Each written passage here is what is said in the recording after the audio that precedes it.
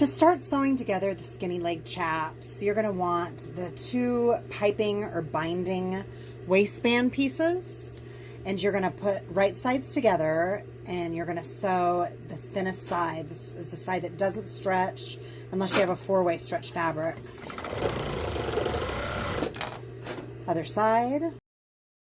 Next, you're going to want to take the chaps and the back side of the chaps. This is going to be around the waist. The back end is narrower than the front end on my chaps, and you're going to sew that together. This is going to be the front end of the waistband, and sew that together. So now you're going to take this piping or binding piece, and you're going to fold it in half so the right side is out, and you are going to take the waistband and you are going to pin it right on the inside with right sides together, because you're going to sew all the way around. Let me pin the other side. You got to make sure it's not twisted, so that when you sew it together, you want to make sure it's flat. Pin the side, and then I usually take those 2 sides that I pinned, and then I put them together, and then I fold it to that other side and just kind of feel that's the end of those 2 pieces. It's kind of hard to see.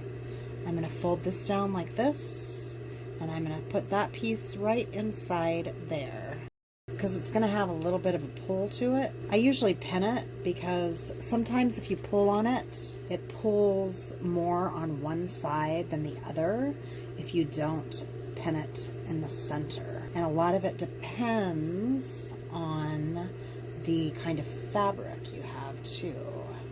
So that is halfway. I've got a new camera mount that I'm trying, so I'll have to look at it in a bit and see, can you see that okay?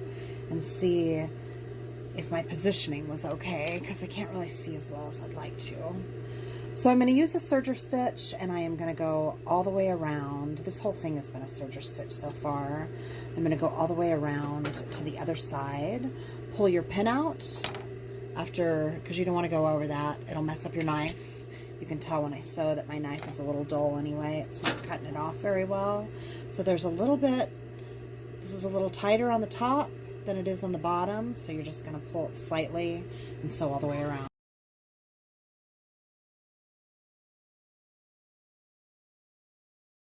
So it's up to you, but you could open this up and just leave that waistband like that, or you could also go over where the serger is on the other side, the serger stitch.